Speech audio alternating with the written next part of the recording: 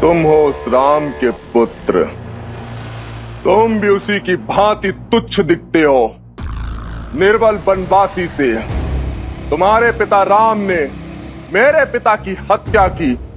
संसार समझता है वो महान है, वो बहुत बड़ा योद्धा है, किंतु सत्य तो ये है कि उस राम में इतना सामर्थ्य नहीं, वो इतना महान नहीं कि बल से मेरे पिता श्री कुंभकर्ण और पितामह रावण को मार सके।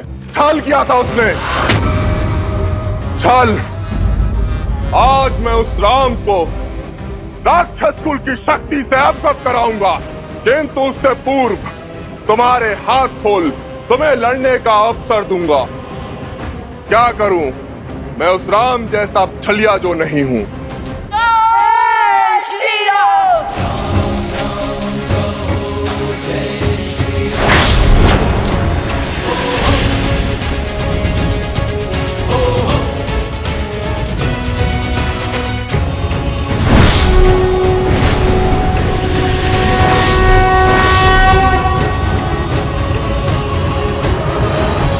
बंदी बना लो इन्हें।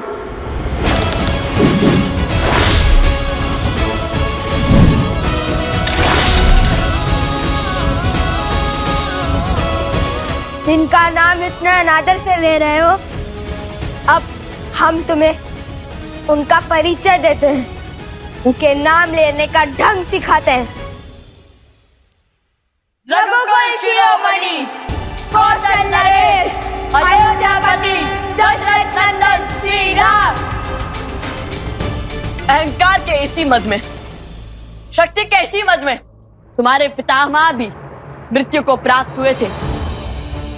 सुना है वो रावण भी हमारे पिताश्री के नाम के आगे श्री लगाने से कतराता था, क्योंकि श्री से राम संपूर्ण होते हैं, क्योंकि श्री में सीता है और सीता से राम, सिया राम की शक्ति है उसमें। अंत में वो रावण भी श्री राम कह के ही तो मरा था।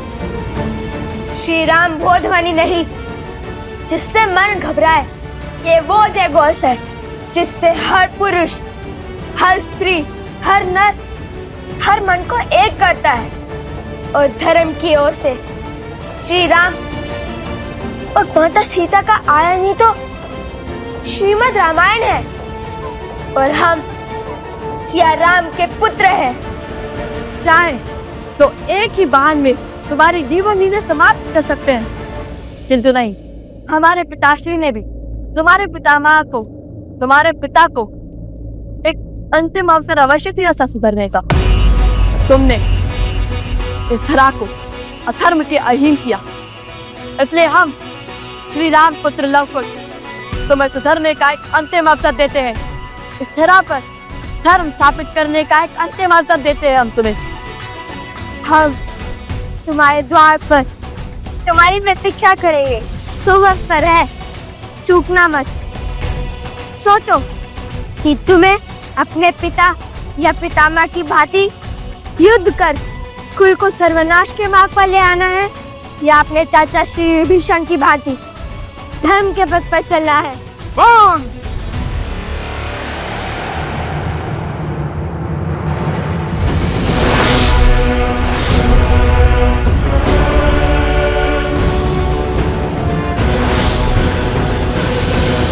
निर्बल था, विश्वासघाती था वो विभीषण, जो शत्रु के आगे नतमस्तक हो गया। उसके मार्ग पर चला तो जीवन भर अपने पिता के बलिदान की पीड़ा नाग बनकर ढसती रहेगी मुझे। पिताश्री ने कहा था, विभीषण चाचा श्री ने राम का साथ देकर भूल की, पाप किया, रात्रधम से विमुख हो गया वो। संसार तुम्हें सदा विश्वासघाती के रूप में स्मरण रखेगा। रावण का भेदी कहेगा, घर का भेदी कहेगा। मैं भी अपने पिता का पुत्र हूँ, प्रतिशोध की ज्वाला में जल रहा हूँ। प्रतीक्षा करने की आवश्यकता नहीं है तुम्हें। हाँ, यदि तैयारी के लिए समय चाहिए तो बता दो। अगले पहर के पश्चात मैं अकेला युद्ध भूमि में खड़ा मिलूंगा तुम्हें। यदि तुम दोनों ने मुझे हरा दिया तो मेरी यह असुर सेना जीवन भर विभीषण के साथ मिलकर तुम्हारे राम के मार्ग पर चलेगी। किंतु यदि मैंने तुम दोनों को हरा दिया तो संपूर्ण अयोध्या में असुरों का राज होगा। दोनों लगाओ अपने धन के लिए अपने पिता का सिंहासन दांव पर। यदि है सामर्थ्य, अपने बल, अपने रथ, अपने कुल पर विश्वास, तो उतरो युद्ध भूमि में, लाओ मुझसे। देखो, मैंने भी अपना राज्य दांव पर लगाया है, फिर तुम्हें किसने रोका है?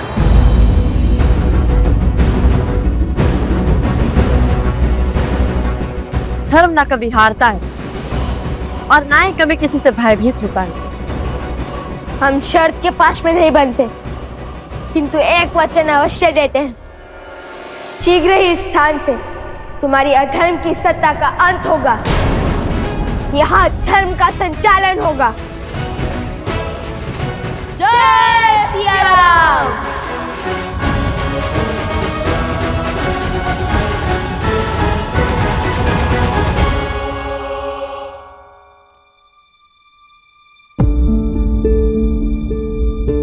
क्या हुआ प्रभु? कहीं इस सेवक की बातों से आप आहत तो नहीं हो गए? ऐसी कोई बात नहीं है हनुमान। दिन चाहे जैसे हो, उसे ढलना होता है। उदय होना, संसार को प्रकाश देना और फिर अस्त हो जाना, यही सूर्य की नियति है। नियति ने जो कुछ भी रचा है उसका पात्र बन जाना ही जीवन है। हाँ, अपनी नियति तक पहुंचने का मार्ग कदाचित भिन्न हो सकता है, किंतु उसे बदला नहीं जा सकता हनुमान, फिर चाहे वो हमारे लिए कितना ही दुखदाई क्यों ना हो। प्रभु, आपसे बड़ा ज्ञानी कौन है? मैं तो ठहरा मोटी बुद्धि का वानर। मैं बस अपनी समझ के अनुसार यही कह सकता हूं कि यदि किसी भी पुत्र से पूछा जाए कि उसके माता पिता की छाया उसके सर से उठा ली जाएगी और वो बस वहां पर खड़ा देखता रह जाएगा, उसे तो बुरा लगेगा ही ना। प्रभु, इन आंखों से मैंने अपनी माता को धरती में समाते देखा। यदि ये हनुमान अपने पे आता तो भूमि देवी को भी बांध लेता। प्रभु, वो मेरी माता की आज्ञा की अवहेलना होती और मेरी माता की माता का अपमान।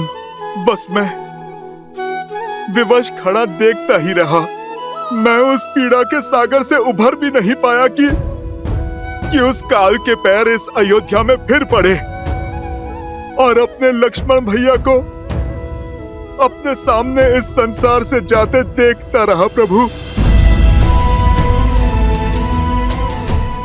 तब भी आपके आदेश और लक्ष्मण भैया के हट के आगे मैं हार गया। प्रभु, पर अब इस हनुमान की धैर्य की सीमा चूक गई है और अब मैं ये स्वीकार नहीं करूंगा कि मेरे रहते मेरे प्रभु श्री राम या रघुकुल के किसी भी सदस्य पर कोई भी समस्या आए। प्रभु, मैं स्वयं काल के समक्ष खड़ा हो जाऊंगा, चाहे इसके लिए ये नियति मुझे कोई भी दंड दे।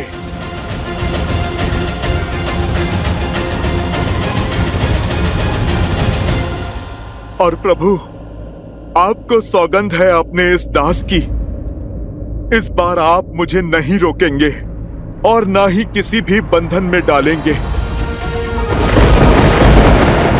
प्रभु, यदि मैंने आपकी भक्ति पूर्ण तन मन और आत्मा से की है तो मेरे प्रभु श्री राम मेरे इस कार्य के बीच में नहीं आएंगे। प्रभु, आपको मेरी सौगंध है।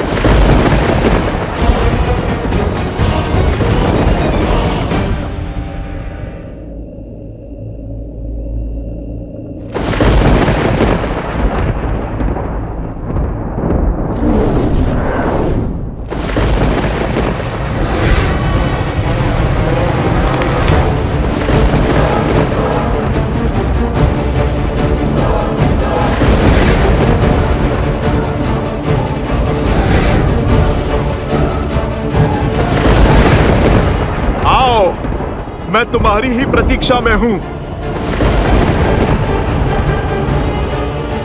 लगता है पूरी सेना भेजी है यमराज ने। तुम नहीं जानते, इस हनुमान के पास ऐसा अस्त्र है जो इस पूरे संसार पे भारी है। वो है मेरे प्रभु की भक्ति। सावधान! आभास था मुझे कि अयोध्या में कुछ ठीक नहीं घट रहा है, इसलिए मैं सज्ज हूं स्वागत के लिए। मैं तुम्हें चेतावनी देता हूं, वहीं पर रुक जाओ। अयोध्या पे आया संकट कहीं ना कहीं मेरे प्रभु पर है, और यदि मेरे प्रभु पर कोई भी संकट आता है तो फिर तुम सब मेरे शत्रु हो। फिर मैं तुम्हारे साथ वही करूंगा जो एक शत्रु के साथ किया जाता है।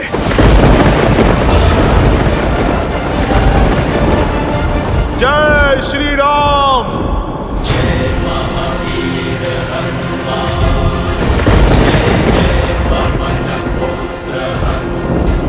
यमदेव, मैं आपसे आग्रह करता हूं, आप अपने दूतों को लौटा लीजिए, अन्यथा इस राम भक्त हनुमान का क्रोध साक्षात काल भी नहीं सह पाएगा।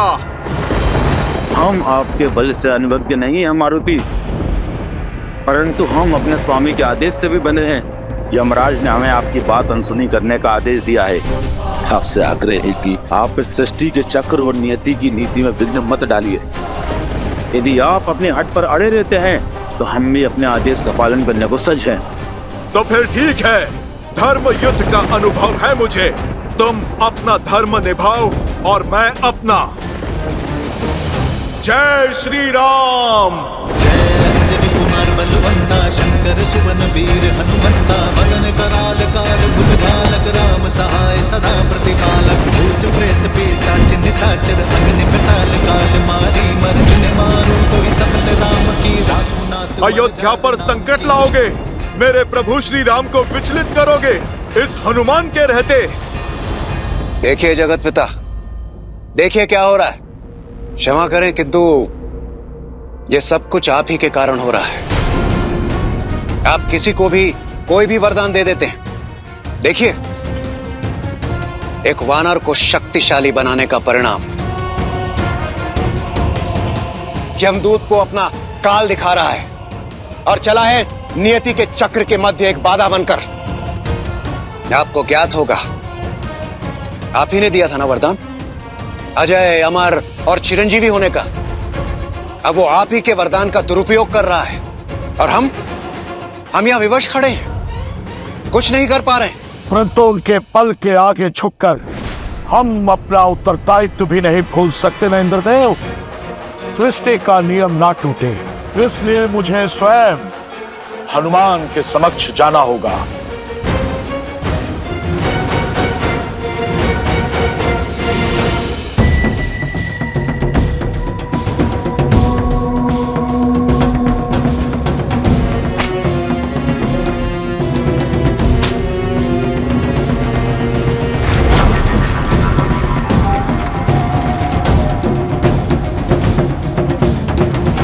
राम के पुत्र होने का अहंकार है ना तुम्हें?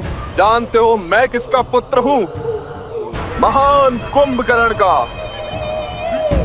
मुझे हरा सकने वाला अभी जन्मा नहीं।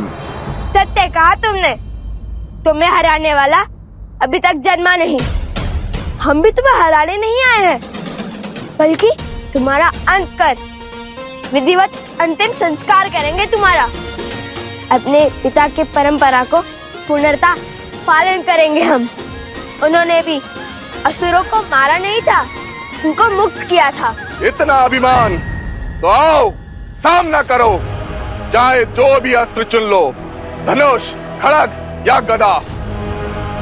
चाहे तो अपने पिता की भांति छल का अस्त्र भी चुन लो।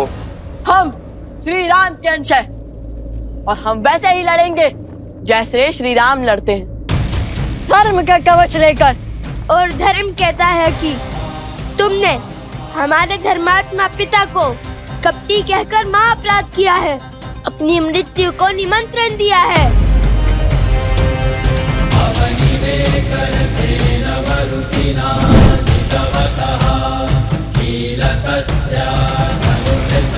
तुम्हें लगता है कि हमारे पिता छल और कपट से जीते थे? तो ठीक है,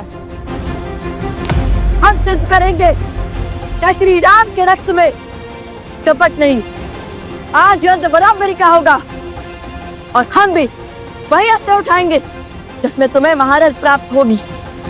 आज हम तुम्हारे नियमों से लड़ेंगे और उसी से तुम्हारा अंत करेंगे।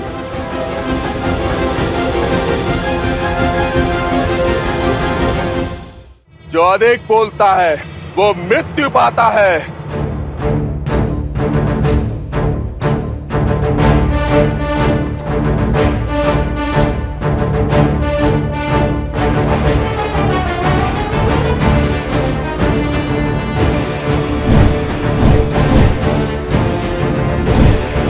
कुश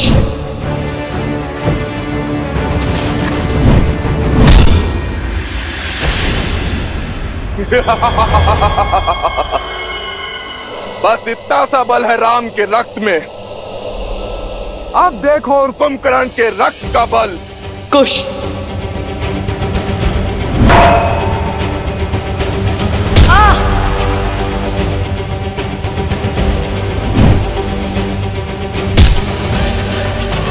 कुश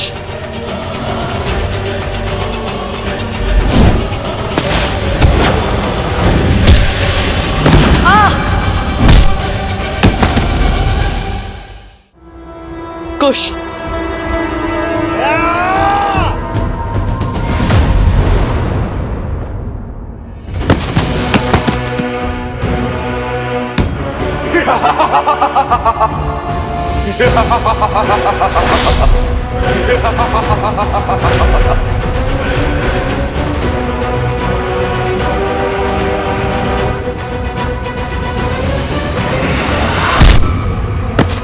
कुश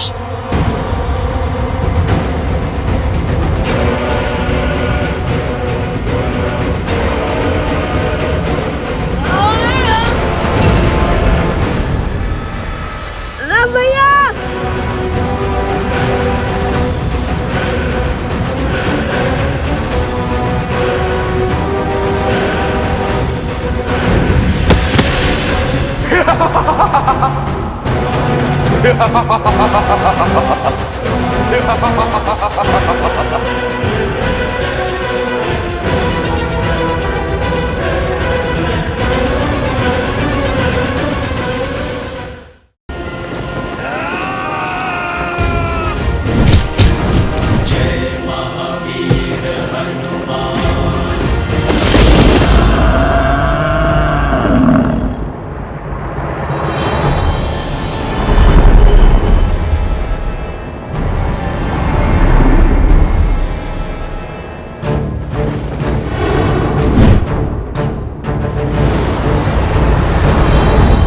प्रणाम यमदेव। प्रणाम करने वाले को आशीर्वाद देने की रीत है, किंतु मैं आपको क्या आशीर्वाद दूं हनुमान? सारे आशीर्वाद तो आपने प्राप्त कर लिए हैं। बस आशा करता हूं कि आप उन आशीर्वादों का अनुचित प्रयोग न करें। शक्ति होती ही इसलिए है जो समय पड़ने पर काम आए, और मेरी दृष्टि में मैंने कभी भी किसी निर्बल को नहीं सताया, किसी के साथ अन्याय नहीं किया, बस अपना धर्म निभाया जो है मेरे प्रभु और उनके परिवार की रक्षा करना। यदि मेरे प्रभु और उनके परिवार पर कोई संकट आएगा तो फिर मुझे मेरी शक्तियों का प्रयोग करने का पूर्ण अधिकार है। यदि मेरी भक्ति आपको अपराध लगी है तो वो भी स्वीकार है मुझे। हनुमान, तुम स्वयं जानते हो, मैं या ये यमदूत तो क्या, तीनों लोक में ऐसा कोई भी नहीं तुम्हारा कोई अहित कर पाएगा। और जिन्होंने तुम्हें शक्तियां दी तो तुम उन्हीं के विरुद्ध खड़े हो जाओगे, तो ये तो कृतघ्नता होगी ना। तुम्हारी भक्ति उचित है, पर उसके लिए पूरी सृष्टि का संतुलन बिगाड़ देने का अधिकार तुम्हें कैसे मिल जाता है? देखिए यमदेव, मैं ठहरा वानर। मेरी सृष्टि तो बस मेरे प्रभु श्री राम ही हैं और मैं हर मूल्य पर उनकी रक्षा करूंगा। आप यदि जानते हैं मेरी शक्ति तो फिर मेरा आग्रह मानते क्यों नहीं? आप लौट जाइए। मैं ये नहीं चाहता कि मैं किसी का अनादर करूं। अयोध्या की सीमा छोड़कर बाकी पूरी पृथ्वी है आपके पास। आपको अपनी सृष्टि का संचालन जैसे करना है आप कीजिए। कौन रोकता है आपको? बस इस अयोध्या में ये हनुमान आपकी नहीं चलने देगा। हनुमान, जिन देवों ने तुम्हें शक्ति दी है उन्हें शक्ति का अकाल नहीं पड़ गया है, पर यह लड़ाई महाविध्वंस की तरफ जाएगी, मानवता के विरुद्ध जाएगी, जो मैं टालना चाहता हूँ। तो टाल दीजिए ना, आप अयोध्या को छोड़ दीजिए। संकट चला जाएगा, संकट टल जाएगा। ये ठीक नहीं है हनुमान। मेरे लिए बस वही ठीक है जो मेरे प्रभु श्री राम के लिए ठीक है। तुमने कोई मार्ग नहीं छोड़ा हनुमान। तुम क्या सोचते हो कि काल के मार्ग में आओगे तो काल मार्ग बदल देगा? ये तुम्हारी भूल है, भूल। तो फिर आइए यमराज, अयोध्या की ओर कुदृष्टि डालने की आपकी ये भूल मैं सुधार ही देता हूँ।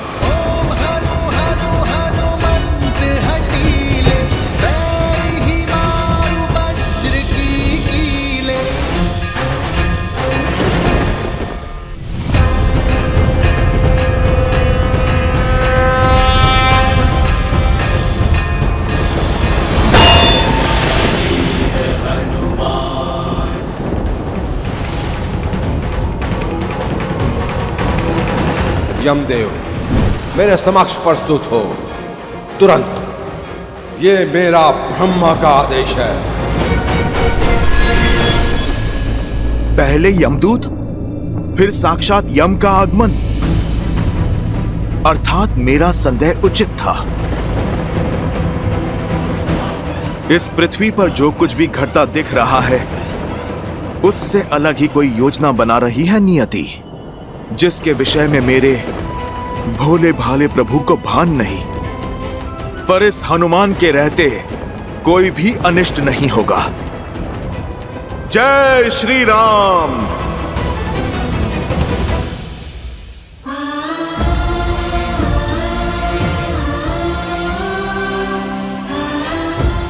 तो ये है वो राम के पुत्र जो धर्म की स्थापना करने के लिए मेरा सामना करने आए थे। देखो असुर वीरों, राम के इन वंशजों को कुंभकर्ण के पुत्र के समक्ष घुटने टेक दिए। इन्होंने माटी में सिमट गए हैं। लव, कुश, युद्ध भूमि में महत्वपूर्ण ये नहीं है कि कौन गिरा, महत्वपूर्ण ये है कि गिरकर फिर से कौन उठ पाया। तुम उन श्री राम के रक्त हो जिन्होंने 14 वर्ष वनवास के दुख भोग कर भी बिना किसी सैया के दशानन का सामना किया, जिन्होंने बिना कवच के हर प्रहार सहा। तुम टूट नहीं सकते, अधर्म के समक्ष झुक नहीं सकते पुत्र, क्योंकि यदि तुम टूटे तो श्री राम का राम राज्य का सपना टूटेगा।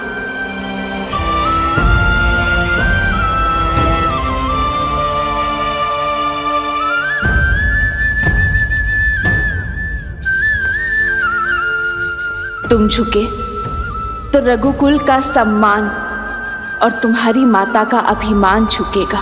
जो इतने लोग श्री सिया राम में विश्वास करते हैं, उनका विश्वास टूट जाएगा। उठो पुत्रों।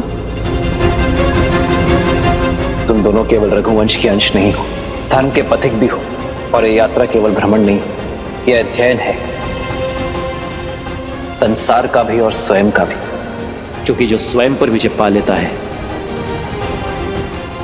उसे संसार कभी हरा नहीं सकता।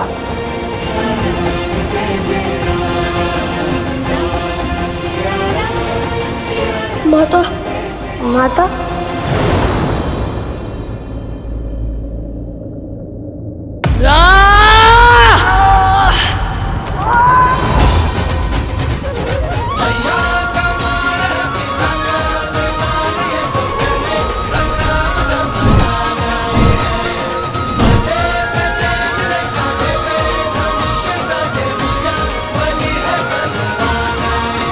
भूमि जाके पुत्र है हम, भूमि शायद नहीं हुए।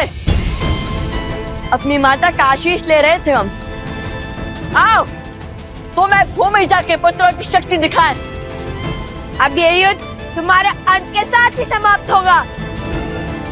पिता का मार्ग चुना तो अंत भी वैसा ही होगा।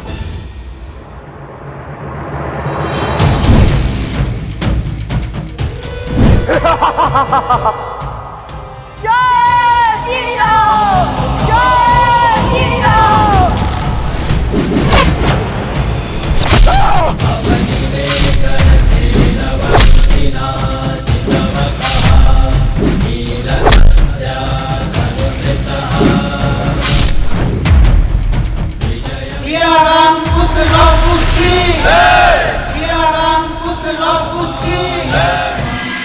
हनुमान से लड़कर कोई लाभ नहीं, इससे केवल समय ही व्यर्थ होगा।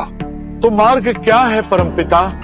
महादेव अब केवल वही हैं जो हम सबको मार्ग दिखा सकते हैं। ब्रह्मदेव, हम गए थे महादेव के पास, किंतु उन्होंने सारी बात श्रीराम पर डाल दी।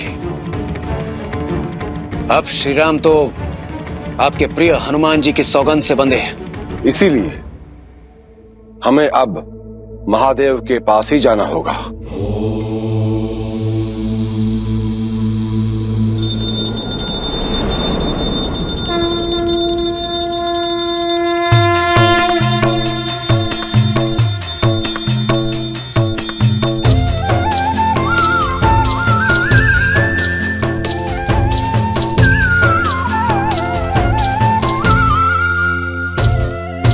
नमामि शम्भुं पुरुषं पुराणं, नमामि सर्वज्ञं पारभावं, नमामि रुद्रं प्रभुं शयन्तं, नमामि शर्वं शिरसा नमामि।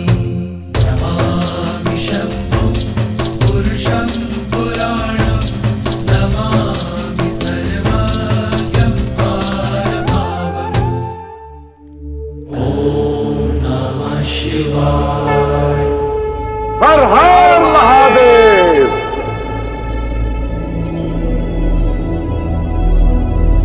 महादेव, अपने नाम को साकार करने का समय आ गया है प्रभु।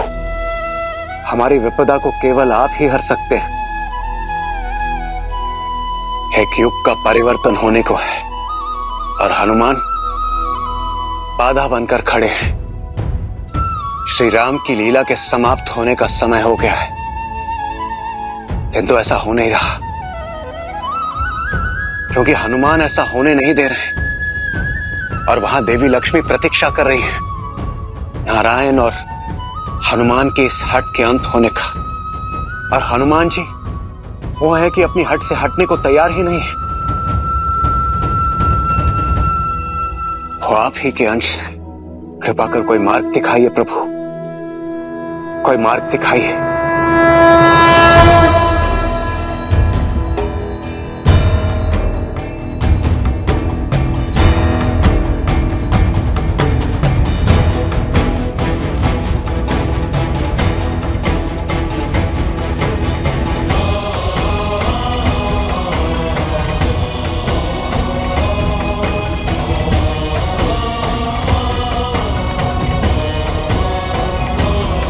आदर्श और मर्यादा की है ये कथा महापावनम, काटे मद श्री से मिला दे श्रीमद रामायणम।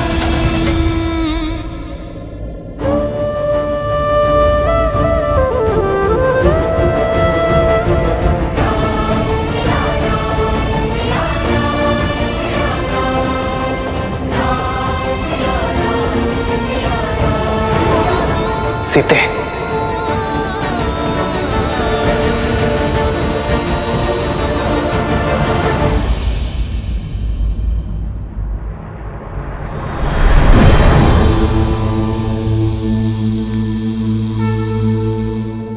प्रणाम आराध्य।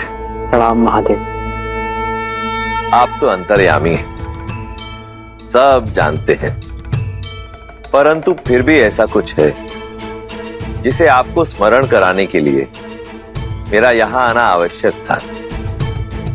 शेष की शैया सज्ज है, देवी लक्ष्मी भी प्रतीक्षा में है, परंतु केवल वही नहीं है जो नारायण की प्रतीक्षा कर रही है। एक नया युग आंखें फैलाए आपकी प्रतीक्षा कर रहा है। कई नए वचन, कई सीख, कई नए कालक्रम नारायण की अगली लीला की प्रतीक्षा में है। हे नारायण, ये ब्रह्मांड आपकी अगली लीला देखने के लिए सज्ज है, परंतु ऐसा हो नहीं पा रहा। मैं जानता हूं आप स्वयं हनुमान की प्रतिज्ञा से बद्ध हैं,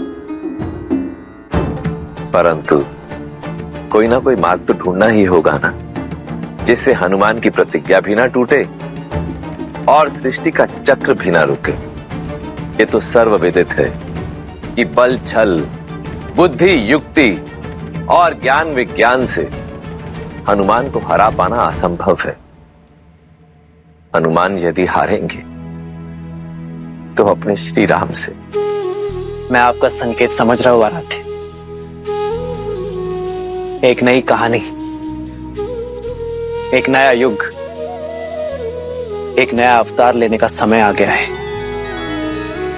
किंतु समस्या ये है कि इस बार बाधा कोई असुर या आसुरी शक्ति नहीं, बाधा एक भक्त है। बाधा कोई छल या पाप नहीं, एक भक्त का असीम प्रेम है। महादेव,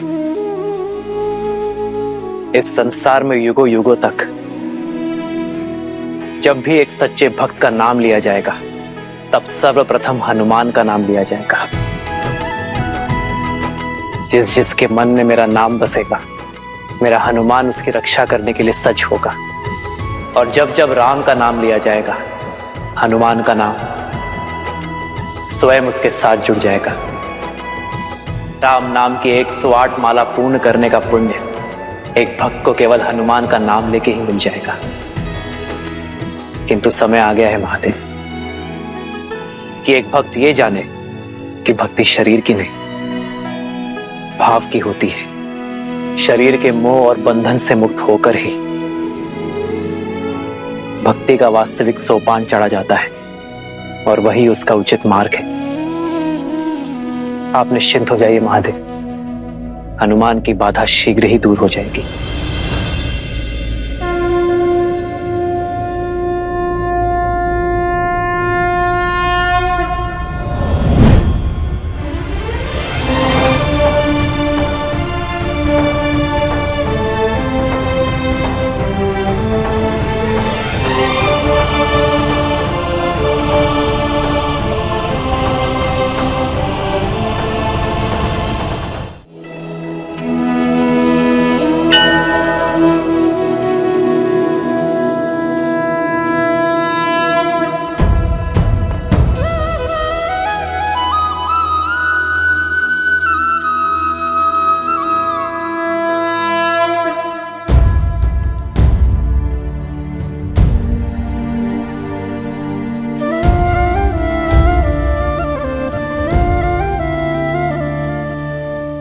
जन्म जन्म का है ये संगम, राम रतन सीता वैभव धन। ये मुद्रिका नहीं है सीते, हमारे प्रेम, हमारे वियोग, हमारे मिलन और हमारे संबंध की स्मृति, और आज मुझे इसे स्वयं से पृथक करना होगा। क्षमा करना सीते, ये आवश्यक है ताकि मैं अपने हनुमान को परम सत्य के ज्ञान की यात्रा पर भेज सकूं। और हनुमान का मुझसे पृथक होना, ये तो स्वयं महादेव की आज्ञा है।